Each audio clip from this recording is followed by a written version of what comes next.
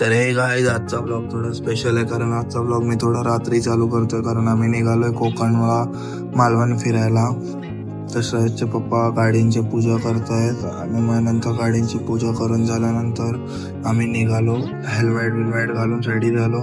मग तिकडून आम्ही सुसाट निघालो पाड्यातून आणि मग तिकडनं थांबलो पेट्रोल पंपवरून पेट्रोल भरून मग डायरेक्ट आम्ही सुसाट निघालो वाशी नाक्याच्या हायवे पार झाला आणि नंतर पनवेलला आम्ही एक ब्रेक घेतला, थोडा रेस्ट केलं. मग त्याच्यानंतर डायरेक्ट माणगावला जाऊन थांबलो.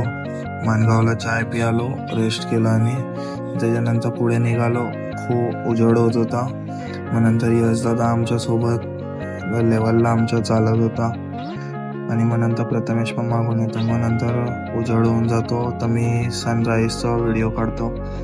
मग तिकडून आम्ही पुढे घाट क्रॉस करतो आणि मग त्याच्यानंतर चिपळूणला पोचून गाडीत कळतं की आमचा जो मागे लावलेला प्लॅस्टिक आहे तो डिसला चिटकलेला. तर मेकॅनिक तो साफ करतो.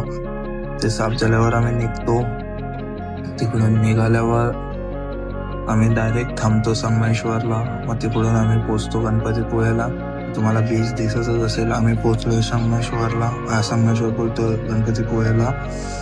तर गणपतीपुळ्याचा मेन गेट. मग आम्ही रेडी होतो. हॉटेलमध्ये रूम बुक केलेला असतो तर तिकडे मी रेडी होऊन तर आम्ही डायरेक्ट निघतो गणपतीपुळे गेटच्या साईडला. मग तिकडनं आम्ही गणपतीपुळे गेटला पोचतो. मग पोचल्या तिकडे थोडी शूट करतो. मग तिकडून बघतो तर लाईनच नाही आहे. मग पटापट लाईन जाते आणि दर्शन होतो. मग तिकडून आम्ही निघतो आरेवारे बीचला.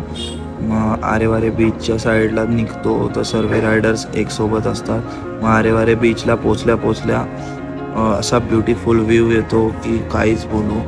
आणि मग तिकडे थांबून थोडा वेळ आम्ही फोटोशूट करतात, व्हिडिओ शूट्स करतात आणि मग तिकडून आम्ही निघतो पुढे आरेवारे बीचच्या किनारपट्टीसाठी. मग तिकडून आम्ही निघतो. किनारपट्टी पण जवळ दिसत होती. तिकडे खूप सारे लोक राईड्स होते. मग तिकडून आम्ही जातो सनसेट बघायला आरेवारे बीचचा आणि मग तिकडून बसून आम्ही आरेवारे बीचचा सनसेट बघतो. सनसेट बघता तेवढे यशदादा आणतो मॅगी. तर मॅगी खाऊन आम्ही निघतो. तर व्लॉग संपला. Take care, bye.